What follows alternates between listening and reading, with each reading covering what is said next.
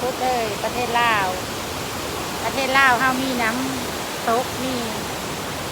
บ่อนงามหลายบ่อนท่องเที่ยวบ่งามหลายบ่อนหลายแห่ง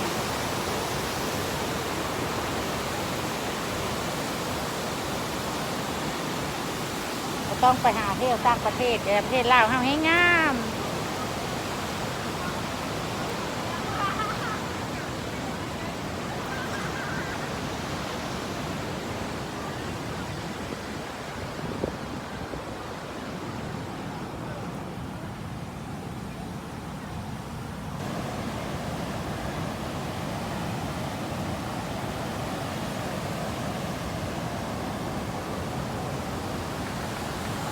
เราจะไปหาเที่ยวดึกเที่ยวไกลโควิดแต่จะเที่ยวลาวเที่ยวลาวเฮา